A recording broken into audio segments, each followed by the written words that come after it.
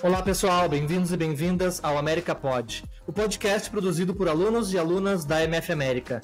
Eu sou o professor Davi e hoje estamos recebendo a Raíssa Soares, que é uma mulher negra, nascida e criada aqui na nossa comunidade, no bairro São José. Ela tem 30 anos, é mãe, psicóloga clínica de mulheres, supervisora, palestrante e, muito importante, antirracista. A Raíssa fez uma palestra aqui na escola com as meninas chamada Autoestima e Consciência Racial. Seja bem-vinda, Raíssa. Obrigada, Davi. Bom dia. E quem vai conduzir essa entrevista é a Shelly, que também é uma mulher negra e ela é a nossa coordenadora de turno aqui da escola. Bem-vinda, Shelly. Olá, pessoal. Bom dia. Vamos lá, pessoal. Agora é com vocês. Olá, Raíssa. Tudo bem? Raíssa, pode falar um pouquinho como foi a tua conversa com as meninas aqui da escola? Como foi a resposta, a participação das alunas? Sim, a minha palestra aqui com as meninas foi muito importante. Primeiramente, eu agradeço assim, o convite, me sinto muito honrada. O que eu percebi ali com elas, né? Eu quis trazer mais uma ideia de conscientização racial, um letramento racial, porque é impossível a gente falar sobre racismo no Brasil e não contar um pouco da história. Então, eu trouxe assim, traços históricos assim, de como que iniciou o racismo, como foi a questão dos negros escravizados aqui. E elas foram muito participativas, assim, trouxe até uma dinâmica no final.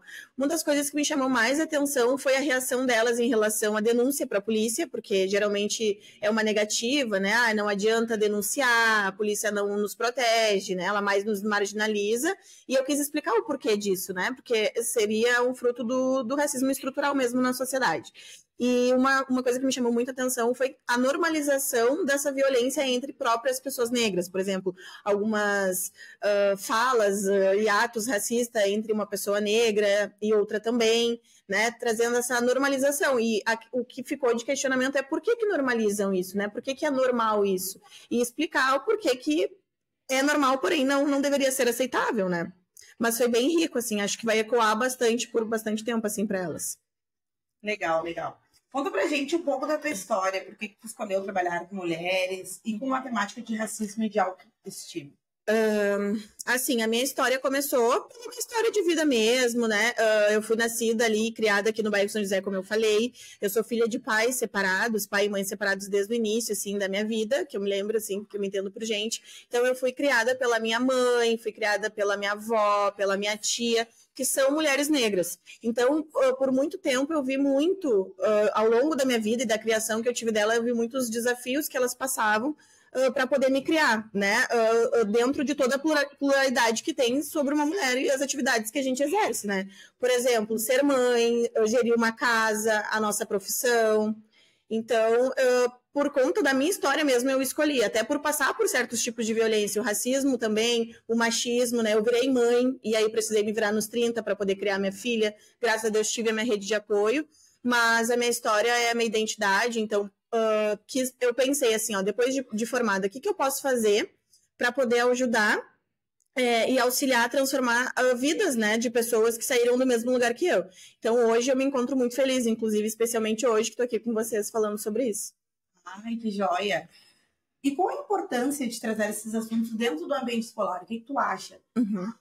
Assim, é de extrema importância, na verdade. Acho que falar sobre o racismo, falar sobre gerir emoções e sentimentos é muito importante. Eu acho que todas as escolas, independente de pública ou particular, deveria ter psicólogos à disposição também. E uma educação também como financeira, como um letramento racial, para que a gente possa se proteger. Porque, às vezes, né, muitas vezes a gente passa por muitas violências em relação ao racismo estrutural, que são várias camadas, né? A gente tem ali o racismo que fala mal do nosso cabelo, né? Alguns estereótipos, o cabelo de negro parece uma esponja, enfim. E o bullying dentro da escola é muito grande, principalmente para as pessoas de tom de pele mais escuro. Então, é de extrema importância a gente trazer esse letramento para dentro da escola para não normalizar o que é normalizado. Por isso que é importante, assim, falar sobre, né? Não só em novembro, que é muito importante ali pelo significado do Novembro Negro, mas o ano inteiro, assim, praticar algumas práticas, né, antirracistas para os alunos. Sim. Na tua palestra, tu fala um pouco sobre a branquitude. Pode falar um pouco sobre isso? Sim. A branquitude, na verdade, seria algumas pessoas que têm certos tipos de privilégio dentro da sociedade, né? Como eu falei ali para as meninas na apresentação, eu trouxe assim alguns dados de como que começou o racismo aqui, que foi pós-escravização, né? Foram 300 anos de pessoas negras escravizadas. Então, o Brasil se construiu com bases em cima do racismo, políticas públicas voltadas para o racismo, onde as pessoas brancas ficam numa posição uma posição social mais, como é que eu posso dizer, superior. E isso não quer dizer que as pessoas brancas são pessoas ruins e que promovem racismo, não.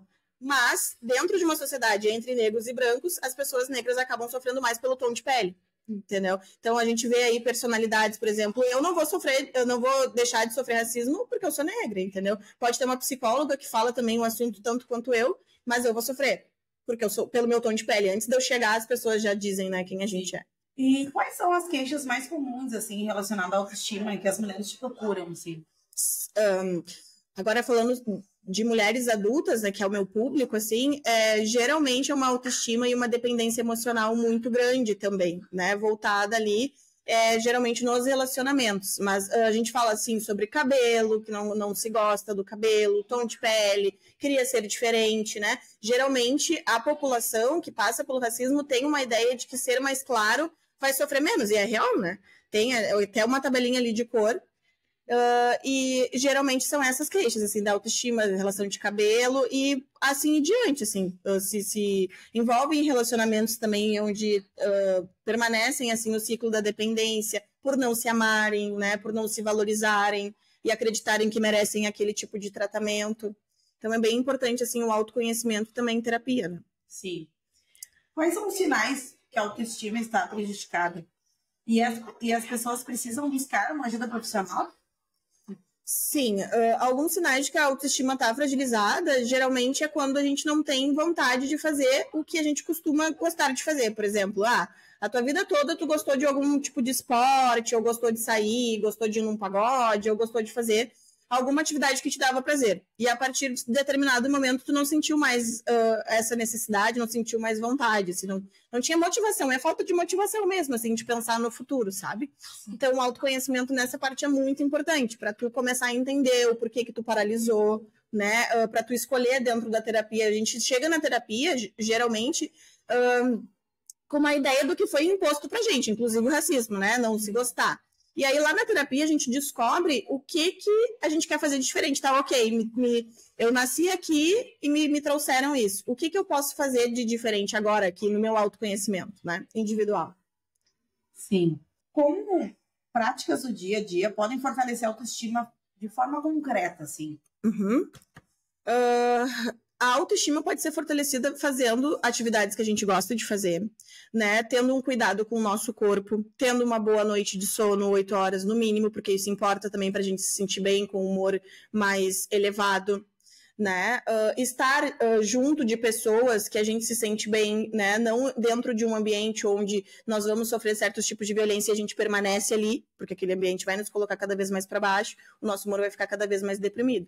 Então a ideia é a gente se nutrir também, além dessas práticas com a gente mesmo, de autocuidado mesmo. Às vezes a gente precisa ensinar a se olhar no espelho, arrumar o cabelo, passar um creme. Não precisa ser o creme mais caro, mas cuidar do teu corpo, entender que o teu corpo é tua casa, entendeu? Sim. Como a psicologia pode contribuir para a construção de uma identidade racial saudável? No autoconhecimento, né, eu busco muito dentro do consultório trazer essa questão da psicologia antirracista para não tratar todas as pessoas como um todo, como se fosse um todo. Por exemplo, chega ali uma paciente branca e uma paciente negra, e eu não posso achar que aquela paciente negra, por mais que tenha alguns traços, né, do prontuário muito semelhante, o funcionamento delas, né, a questão delas, eu não posso tratar como se ela não fosse atravessada pelo racismo também. Eu tenho que olhar a subjetividade dessa paciente negra e entender que muito da depressão ou do humor deprimido pode ser pelas microviolências que elas vão passando.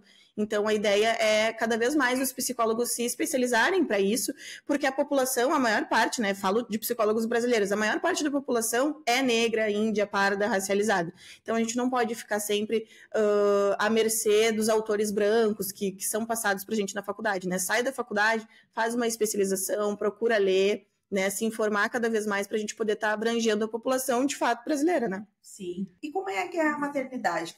Como é que é ser mãe de uma criança negra? Eu estava até falando para as meninas ali na palestra o quanto eu comecei a me identificar como uma pessoa negra, principalmente depois que eu virei mãe, né? A minha filha é filha de uma mulher negra, eu, e um homem branco. Então, o tom de pele dela é muito claro. Mas os traços negroides apareceram e o cabelo dela é bem afro, assim, igual o meu. Eu tenho um grupo de estudos também que se chama Enegrecendo, tá? E a partir desse grupo de estudos, eu fui fazendo algumas leituras de autores e psicólogos negros. E aí eu li um livro que se chama Tornar-se Negro, da Neuza Santos Souza, que era psicanalista, já é falecida. E esse livro vai falando, a ideia central do livro é a gente entender o poder de uma pessoa negra realmente se tornar negra no Brasil, né? Um negro em ascensão de aceitação do nosso tom de pele, das nossas raízes, da nossa cultura. E aí, depois que eu li esse livro, eu comecei a me conscientizar de como eu me tornei negra depois que eu virei mãe. Porque eu engravidei aos 21 anos, não, eu ganhei ela com 21 anos de idade. E antes disso, eu não tinha feito transição capilar. Eu lembro, eu até mostrei para as meninas que a partir dos meus 6 anos, o meu cabelo estava liso, já escorrido, porque eu tinha aquele desejo e o ideal de ser branca, né? Cabelo liso, traços finos, nariz fino, olho claro. E o que podia me aproximar mais dessa realidade do ideal do branco seria o meu cabelo alisado. Depois do cabelo alisado, eu transicionei ali para um cabelo relaxado, que já é o cabelo mais natural, entre aspas, mas é baixo, né? Não fica alto, assim, porque o problema todo era o volume. E é isso, foi a minha adolescência, depois eu cheguei ali numa parte que eu coloquei mega hair também, tá? Porque eu tive uma queda de cabelo muito grande por conta dessas químicas que eu colocava no cabelo pra tentar, né, cada vez ficar mais clara, assim, não de tom de pele, mas aceitável no ambiente que eu tava, né? Eu estudei numa escola particular também, a minha mãe trabalhou muito para conseguir me manter, então, nessa escola, a maior parte das alunas, das minhas colegas, eram brancas. Então, é meio que impossível, dentro de uma sociedade racista, né, como eu já estava comentando com vocês, eu não ter esse desejo de me sentir pertencente, de me sentir igual a elas, né? E aí, depois disso, quando eu ganhei minha filha, eu fiz a transição capilar. Tirei o mega hair e comecei a deixar meu cabelo crescer, assim, naturalmente. Então, foi em 2018, a gente tá em 2025, já faz uns 6 anos, 7 anos que eu tenho meu cabelo natural. E ser mãe de uma pessoa que é de um tom de pele bem claro, mas é racializada, de certa forma, porque ela vive na minha vida ali comigo, que a nossa família negra, é um desafio também por conta do colorismo, né? Porque ela tem um tom de pele muito claro, ela estuda com pessoas que também são de tom de pele claro, são brancas, mas o cabelo, ela não deixa de sofrer também essa querência, essa necessidade também de ter um cabelo mais alisado. Ela já falou pra mim, mãe, eu tenho vontade de alisar. Porém, dentro de casa, ela tem um exemplo que é do meu cabelo natural. Então, isso também deixa ela bem próxima, assim, da negritude dela, porque, de certa forma, ela não importa que ela seja uma pessoa de pele muito clara, né? Ela nasceu de uma mulher negra. Então, ela tem as raízes, assim, né, da negritude. E se torna um desafio, assim, principalmente por ser mulher, né? Ela é mulher, eu sou mulher na sociedade, eu sou psicóloga de mulheres, então ela também faz terapia, né? Justamente para entender e não sofrer tanto esses impactos, porque ela vai sofrer. Não tem muito o que eu fazer. Mas eu já coloco ela justamente para vir ver eu palestrando, para ela entender como é que funcionam os ambientes, a escola onde ela estuda, essa escola também. É sempre um desafio muito grande pelas essas violências que a gente vai sofrendo, né? Mas no final eu desejo que dê tudo certo. Sim. E é uma questão, assim, que eu passo com o meu filho. Passa. Meu filho de 15 anos, que eu também é bem parecido com a tua história, né? Dele estar num colégio particular, né? Da maioria dos amigos dele serem um público branco, né? E a aceitação do próprio cabelo dele é muito difícil. Ele tem uma transição, assim, de não aceitar. Ele não aceita. Uma rigidez ele tem. Assim, né? Uma resistência de não aceitar o cabelo dele. E isso é uma questão que eu vejo que é muito dentro do público, que ele convive dentro da escola. Sim. Né? Meu filho já sofreu racismo dentro da escola 2 vezes. Sim. Né? Então, a gente tenta incluir ele dentro desse mundo, do mundo geral, e a gente encontra essas barreiras, né? É bem difícil, assim, eu trabalho muito com ele sobre isso, sobre a aceitação da nossa cor, da nossa raça, do nosso cabelo, mas é uma questão, assim, que tá sendo bem difícil, assim, sabe? Assim, de casa, eu não sei qual a dica que tu poderia me dar como psicóloga. Sim. Sabe? Nós, enquanto mães, assim, quando o filho sai de dentro de casa, a gente acaba se tornando impotente para certas violências, né? Porque o melhor de tudo é quando o filho tá lá em casa, eu machuco o joelho, a gente dá um beijo, que passa, mas quando chega no colégio e sofre essas questões de racismo, o que a gente vai fazer? Para onde que a gente vai? Eu acho que o maior passo, assim, o melhor passo é começar do começo, né? Trazendo, né, essa identificação para ele, falando que aonde a escola onde ele tá, o público maior é o público branco, porém não são os iguais a ele, né? Mas entender também, a gente, enquanto mãe, entender esse desejo, porque é onde eles estão. Né? O adolescente, o ser humano em geral, precisa se sentir pertencente, ele precisa sentir que pertence naquele ambiente. Mas principalmente o adolescente, né? Porque o adolescente está numa transição de que era criança, e daqui a pouco eu sou adolescente, daqui a pouco agora eu já sou adulto, e eu quero pertencer a essa tribo. E aí não se sente igual. E isso é um sofrimento, né? Por isso que eu sempre digo que o ideal é fazer terapia também, geralmente com psicólogos que têm essa questão social, que falam sobre racismo, né? Deixar ele também fazer... o ideal é não comparar, mas é impossível enquanto ser humano a gente não comparar, mas que as comparações e o que ele consome no Instagram também, que hoje em dia é um dos malefícios também para a população, principalmente adolescentes, é também consumir pessoas negras no Instagram, né? Não vai ficar consumindo só aquele menino lá que é riquinho, que tem um telefone tal, que balança o cabelo, porque não é a realidade dele, entende? Não que ele não vai ter amigos, né? Não vai se relacionar, porém, para ele ir se inspirando em pessoas mais parecidas com ele, né? E o autoconhecimento importa bastante também, por isso que a terapia é o ideal. Porque quando ele sofreu, por exemplo, o racismo, ele não identificou que era o racismo, né? Porque ele não estava preparado para aquilo, né? Eu, como mãe, me senti falha, uma mulher negra dentro de casa, né? E me senti falha. Sim. Falha mesmo, assim. Eu falei, nossa, onde é que eu errei que ele não conseguiu identificar que ele estava sofrendo racismo, né? Sim. Mas, assim, a escola me deu um super apoio, né? Foi conduzida a situação bem... Foi tudo, assim, de forma correta, né? Conforme os protocolos, né? A denúncia também, né? Porque hoje em dia o racismo é crime, então tu pode denunciar. É claro, as meninas até comentaram que às vezes fala pra polícia, a polícia não vai proteger assim, porque tá acostumado ali com a marginalização, né? De uma pessoa negra. Mas, de qualquer forma, é possível, né? É possível, a gente tem que lutar, a gente tem que resistir. E esse foi o meu processo de me tornar negra, né? Me aceitando meu tom de pele, aceitando o meu cabelo e aceitando também que talvez eu seja um objeto de instrumento, assim, para poder fazer essa transformação, né? Para jovens, como eu tô aqui agora, falando contigo. Porque isso, a gente às vezes vem fazer uma palestra e fala e acha que não vai mudar muito a vida daquelas alunas, porque foram uma hora de vários dias aí pela frente. Porém, elas vão lembrar, né? Quando passar por uma situação de racismo ou quando tentarem falar algo, alguma fala racista, já vão ficar... Já sabe que é errado. Elas podem até falar, mas elas sabem que é errado, né? Sim. A gente vai plantando a sementinha para elas irem se questionando, para elas não repetirem, para elas entenderem, opa, isso que eu sofri foi racismo. Porque às vezes ela escuta alguma coisa que nem uma menina falou ali, chama fulano de macaco. Às vezes o fulano vai retribuir, porque foi uma violência, trocam as violências, mas aquele fulano vai ficar deprimido. E essas são as microagressões que a gente vai sofrendo no racismo. E às vezes nem lembra. Fui pra minha casa, falei pra minha mãe não deu bola, minha mãe não me acolheu, ou pra mãe é natural também, porque a gente naturaliza muito isso, né? E vai indo. Aí chega no, sei lá, no 5º ano, outra coisa. Chega no 6º ano e vai. Chega um adulto totalmente violentado em relação ao racismo, né? E nem sabe. Sim, e é bem isso aí. Raíssa, como tu colocaste para nós, né, que tu se tornou uma referência dentro da tua família, principalmente agora para tua filha, né, essa questão, assim, de se autodeclarar, que é muito importante. Quais eram as tuas referências negras quando tu estava na escola? Quando eu estava na escola, assim, como eu disse para vocês, né, para ti, eu estudei numa escola que a maior parte dos alunos eram brancos, né, então eu tive uma professora de biologia, mas aí eu já estava no ensino médio, mas também me chamou a atenção, né, por ela ser uma pessoa negra. Mas a minha maior referência de todos os tempos não é alguém famoso, gente, mas é a minha mãe, né? Uma pessoa que... A minha mãe, as minhas mães em geral, mas principalmente a minha mãe, assim, que fez de tudo para eu me tornar a pessoa que eu sou hoje, assim, me deu base, né, escola... sempre validou muito para mim o que importava, assim... Raíssa, tu tá se sentindo bonita? Mãe, fulano falou tal coisa de mim. Tu achou que é verdade o que ele falou?